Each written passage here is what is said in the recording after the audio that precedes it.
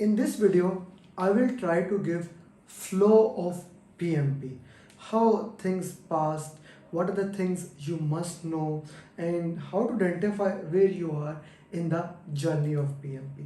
So let's see how we work on that.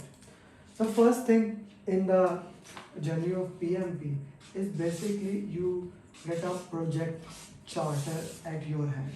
Now this is an important thing to understand. Whatever has happened before project charter, right?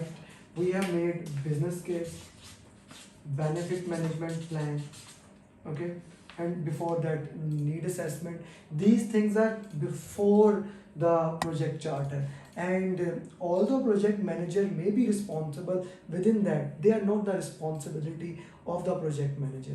The project manager is actually assigned at the project charter area, so his key responsibility starts with the project charter. Once the project charter is officialized, project manager is selected, sponsor is selected, project is selected, and all the detailed high level information is in the project charter. With the project charter, assumption log is created. Now this is very important thing to understand. These three documents are the fixed document. Project manager cannot change that. Change control board or change request cannot update these three documents. But assumption log is just a document that can be updated anytime throughout the project.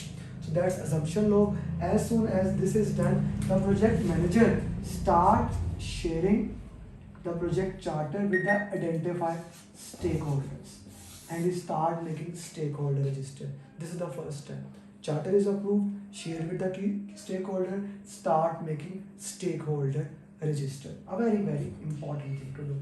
Once you identify all the stakeholders, I'm not going to go into details how you identify, like using documents, charter, plans, SWOT analysis, things like that. For that, you can watch the detailed journeys of each topic.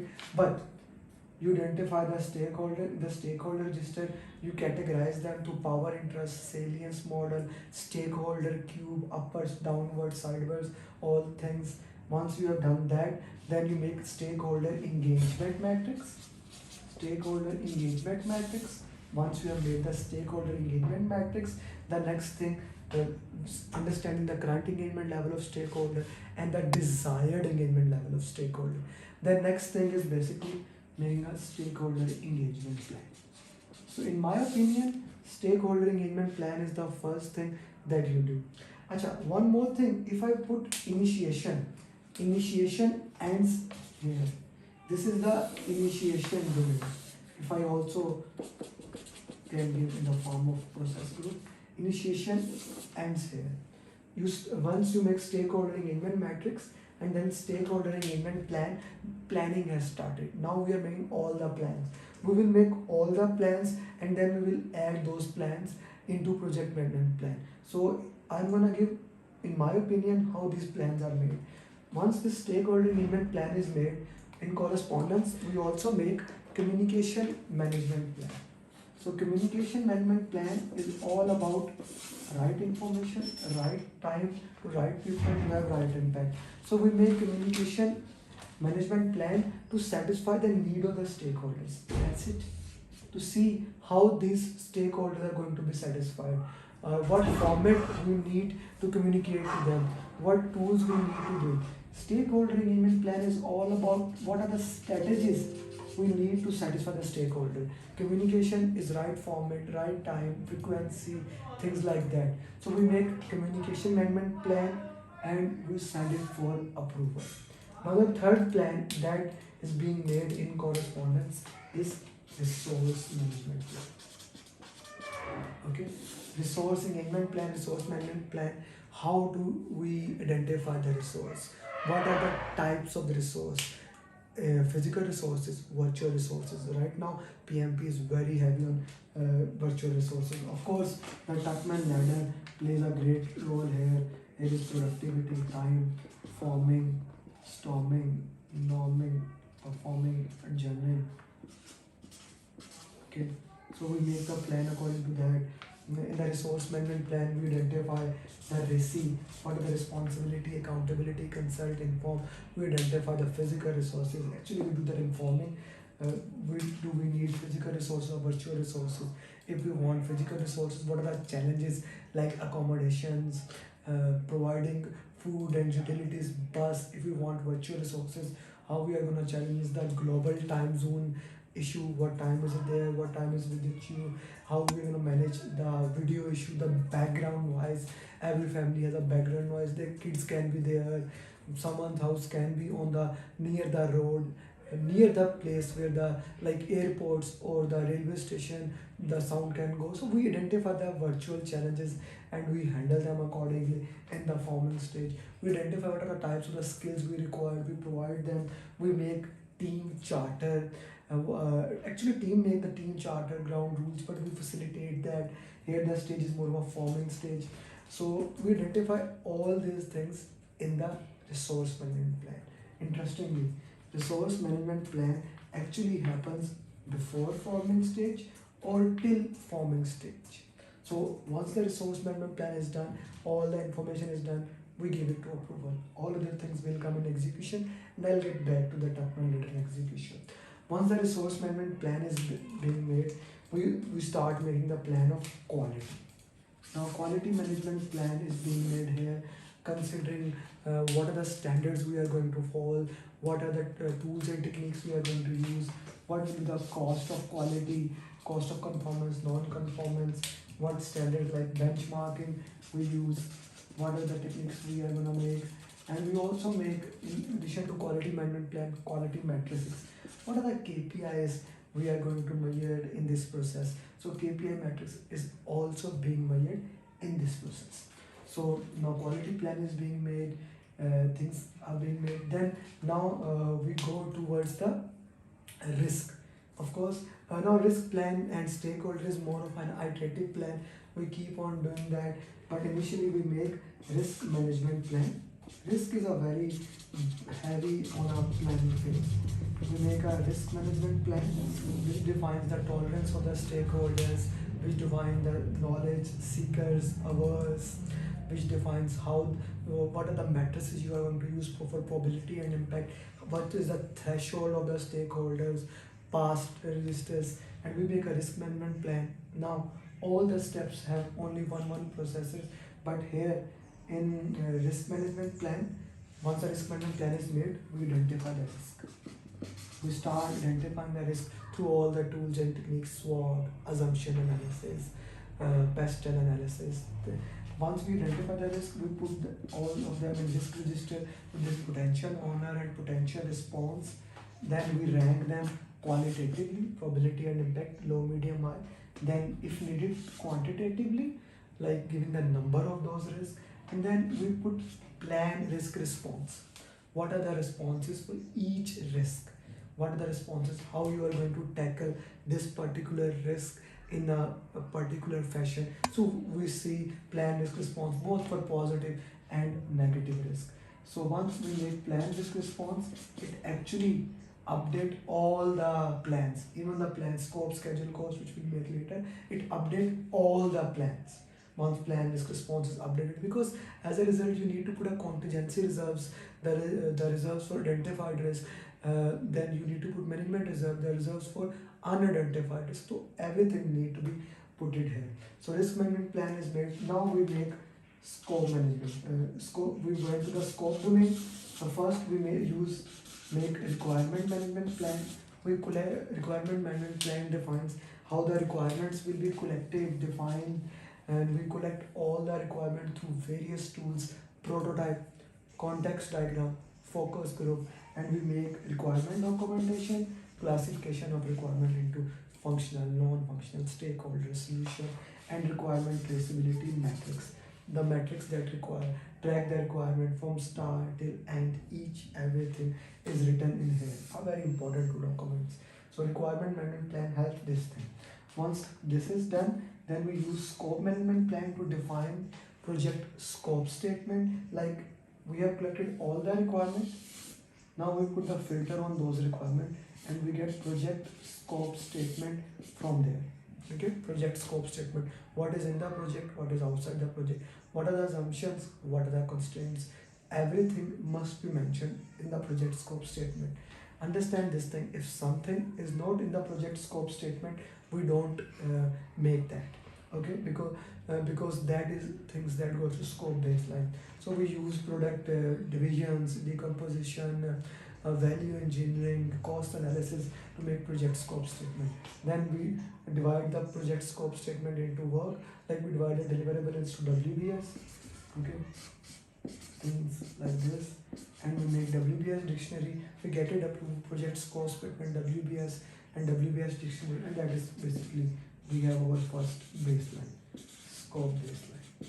Okay, so the next is schedule baseline. So the lowest part of WBS is called as a work package.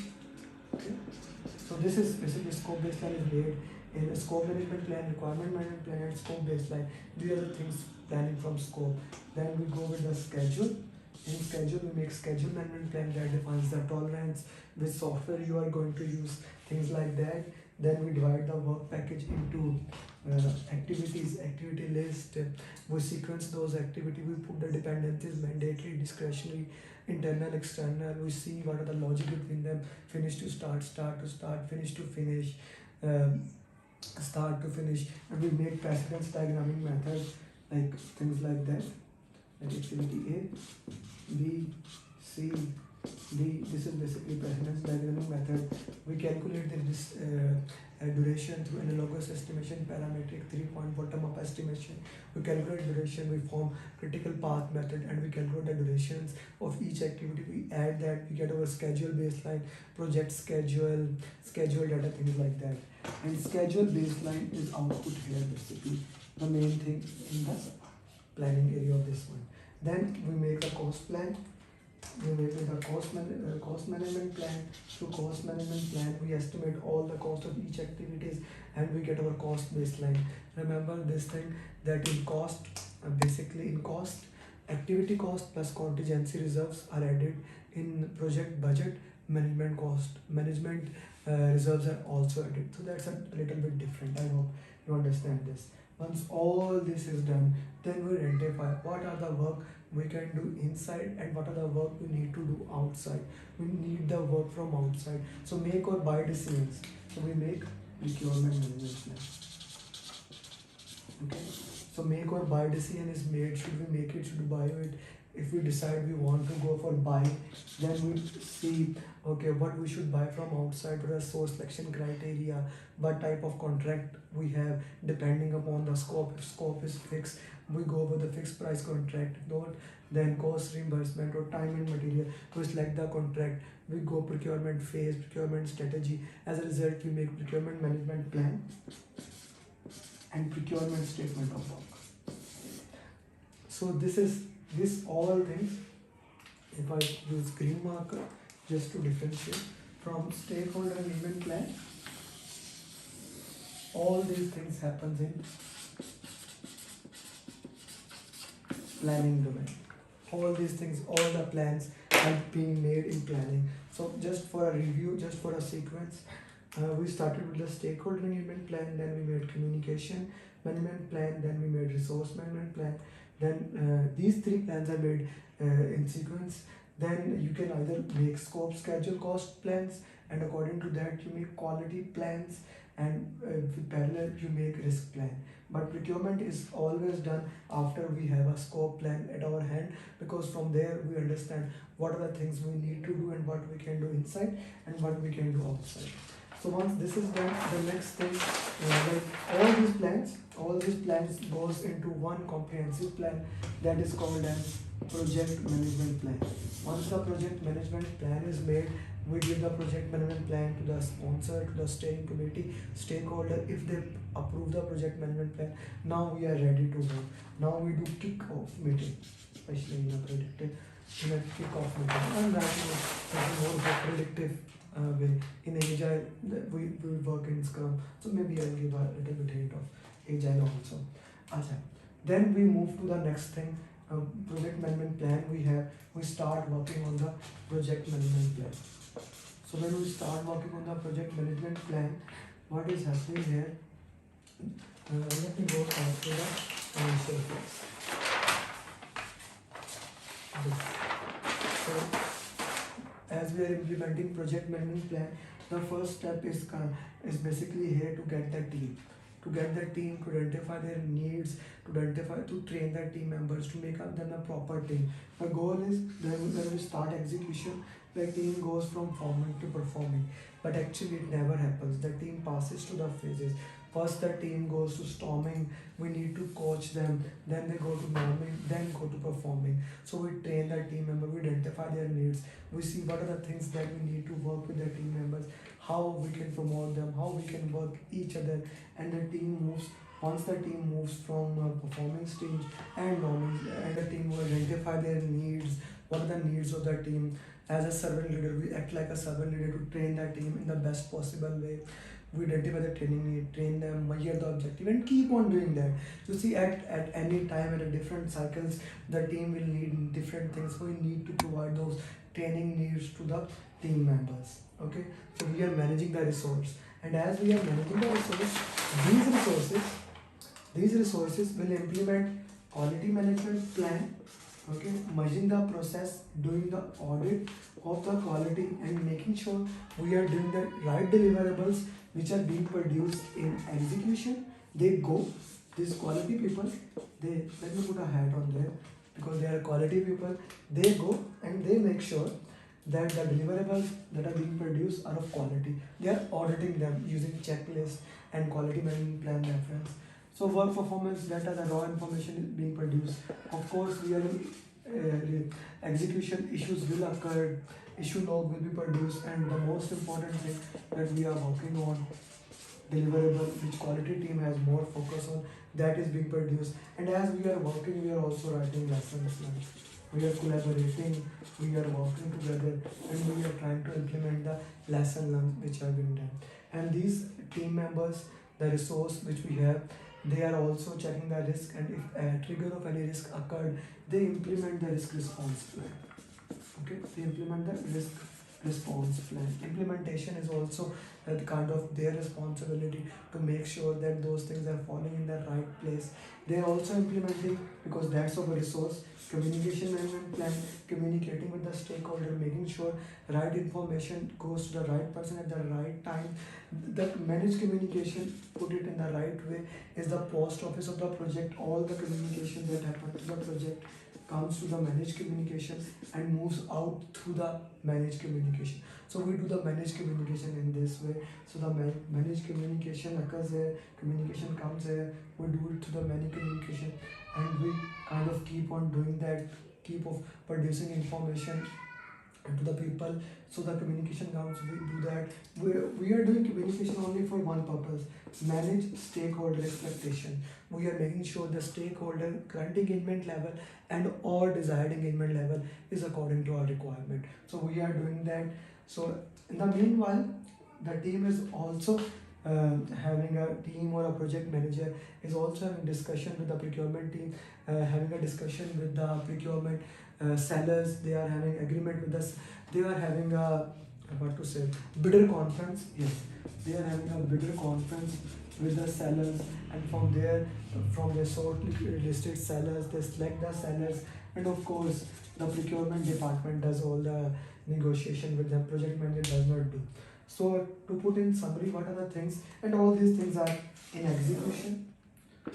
So to put in the summary, what is being done in the execution. In execution, we are training the team members. The team members are coming here. We are managing the conflict between the team members. We are developing, as a project manager, developing the team member, working on them, that we work in a positive way and that they can learn from each thing. We identify their training need, help them manage the conflict of all the people, and then these team members in the end, as a result, not in the end, manage the quality, make sure the deliverables that are produced are of right quality. They implement the risk response, they handle the procurement, get the agreements, manage the communication, write the lesson learned, and manage stakeholder engagement. So all these things are happening in execution. So this is the execution domain. Then let's work on the monitor and control. So to put in simple and plain words, this is monitoring and control is all about just one thing, and that is variance analysis. Okay. That is variance analysis, checking plan versus actual, putting the variance and giving the variance accordingly. The most important variance here is schedule variance, like what is earned value minus planned value, and cost variance, earned value minus actual cost. You can also put it as SPI, earned value divided by planned value, or CPI, earned value divided by actual cost. Greater than 1 is good, less than 1 is bad. Very important for the exam. We also do monitor risk, we review the risk, we do the risk audit, we see where we do identify the new risk and the risk that we have implemented, we see what are the residual risk, accepted risk, or a secondary risk as a result of that. We are also releasing the resources as the project is going on. Again, checking plan versus actual, the engagement level of the stakeholder according to stakeholder engagement plan. Are they satisfied? If they are not satisfied, we change our communication and stakeholder plan with them. Remember this thing, whenever the stakeholders are not satisfied, the basic reason is that you are not communicating them properly. So stakeholder and communication plan goes hand in hand. Then you check your scope, schedule, cost, where do you stand. And in quality is very interesting. The deliverables that were produced, it goes to quality. Now this is called journey of deliverable. Deliverables that were produced goes to control quality. Okay, so control quality, check them. If they accept it, it is called as verified deliverable. If not, it becomes change request. So verified deliverable goes to validate scope. Okay, validate scope. In validate scope, the client do the inspection and decision making on them. If the client accept according to the agreed scope baseline, it becomes accepted deliverable. Okay, diamond symbol here. If not, again change request on which we do preventive, corrective, and defective way. And if it is accepted deliverable to closing the project. I'll talk about closing in a while. So the journey of deliverables. All the work performance data that were produced from all the area, like work performance data is a raw information, all the information without any understanding. It goes to all the department, scope, schedule, cost. Each department get that data and compare it with their own plan, and they produce, data get produced into, this is the work performance data journey, into work performance information which get produced into work performance report. Data get converted into information, information get converted into report. So two very important journey. So the third one is the journey of change request, as I like to call it as journey of change request. Now anyone can request a change, team member, stakeholder. So I'm gonna put it in two ways: the change request from the customer and change request from the stakeholder or team member. So let's say a change has been requested, I'll put it there. Change requested, change initiated. So when we say the change is requested, it must be in a formal form. It must be in a formal form. So the change is requested here. Okay, it directly go in the change log. The PM reviews the change and consider the change is valuable or not.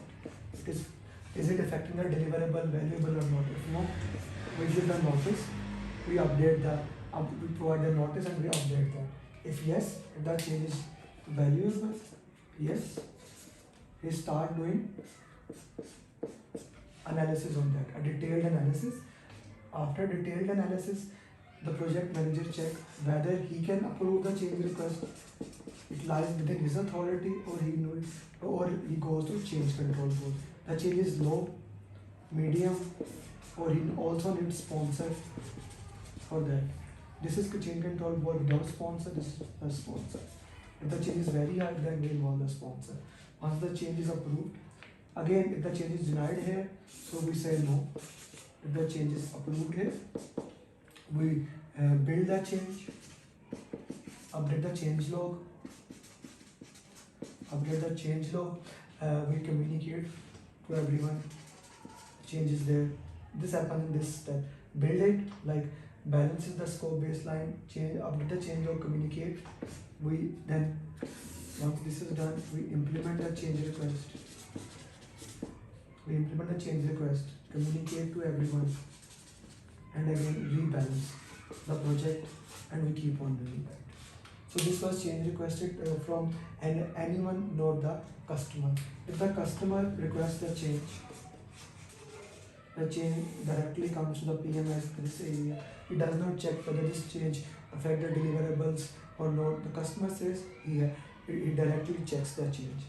He does the detailed analysis on them, and if that change is affecting scope, actual cost, he tells the customer, hey customer, this change is affecting. Do you want me to move ahead, go to change control board? It is gonna cost you more. It's gonna make this much time more.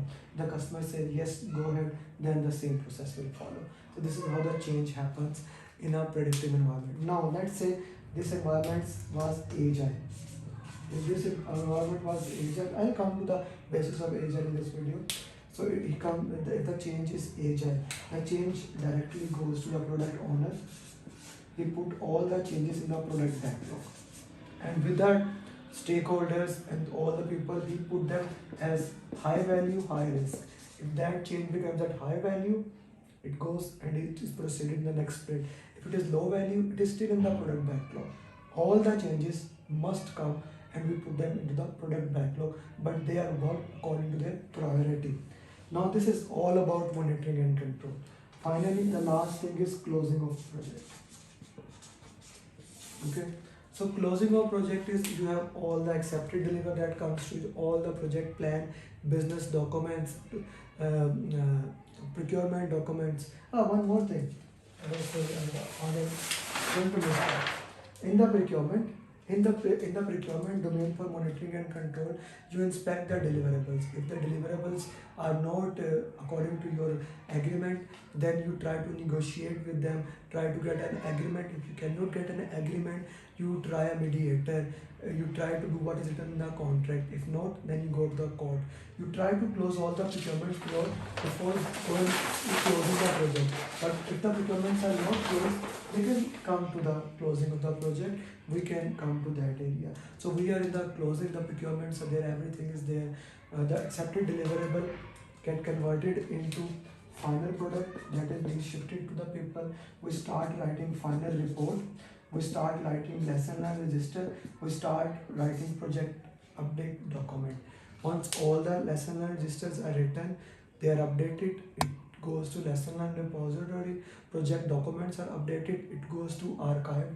The project final report is written with the variance analysis, regression analysis. It is shown to the sponsor. The sponsor says good. Then we communicate it to all the people.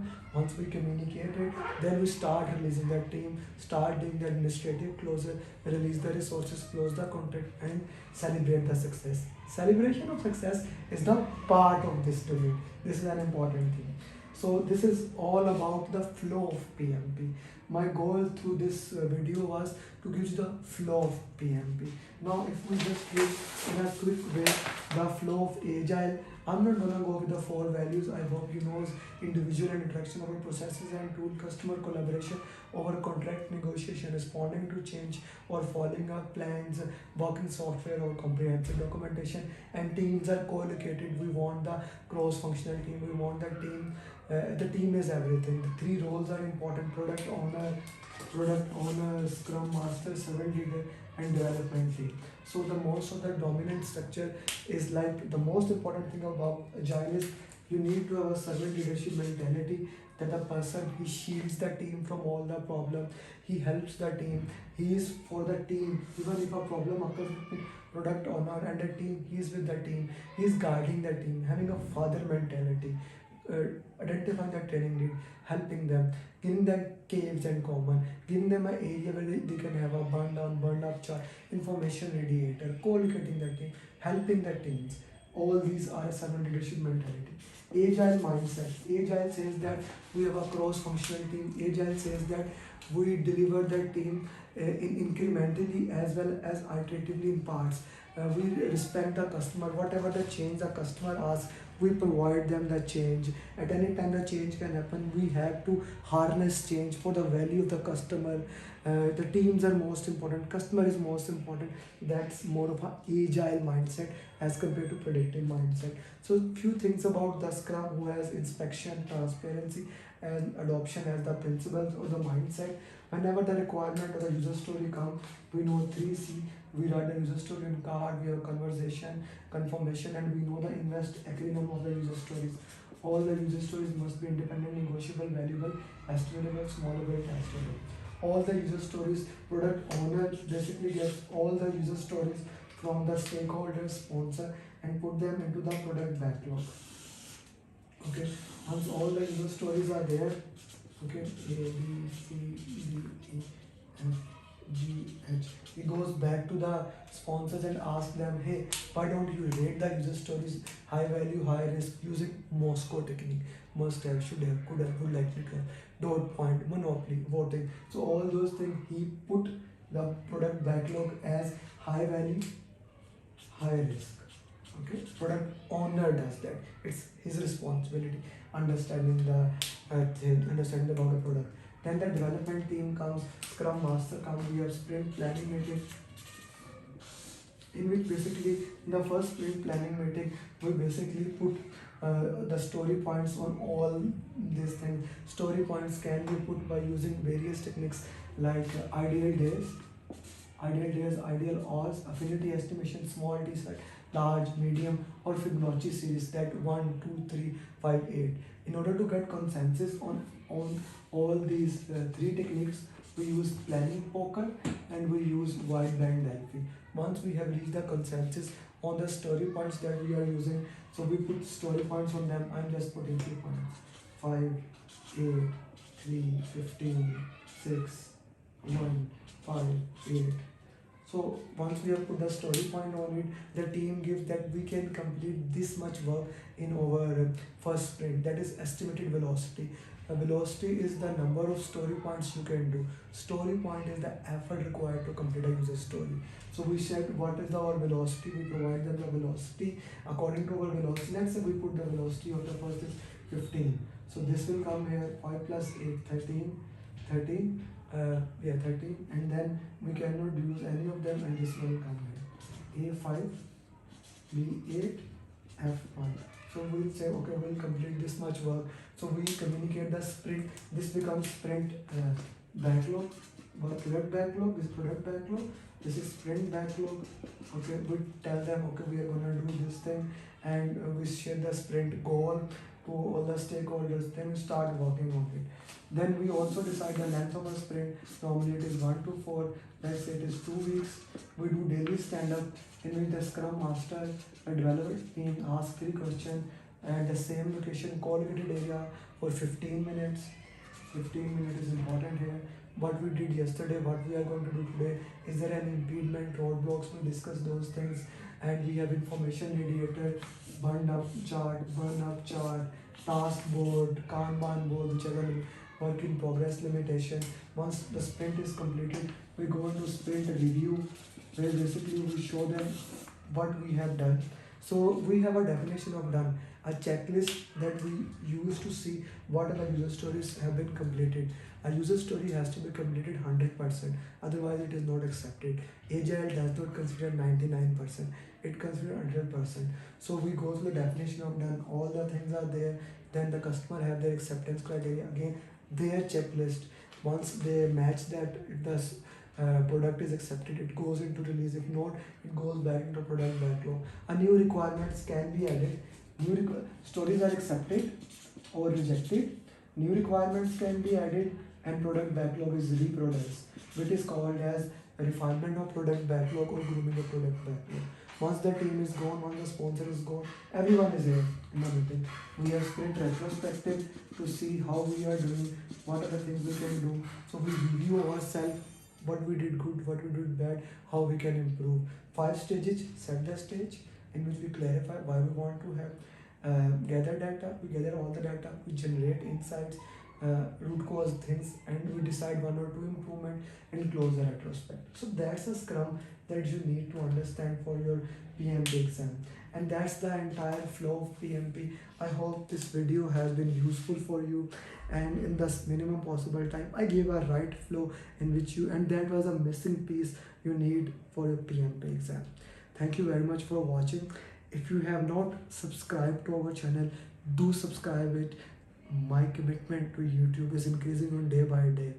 I'm giving more polls, more information, 1 minute videos, coaching call, full length videos, journeys video, topic videos, so much more things. Do subscribe the channel. I hope you consider it, like it, share it with your friends. And if you want PMP training, you can join my one-to-one program where I'll make sure you cleared before 31st December, or my batch starting on Friday. Thank you very much. Become PMP, and bye bye.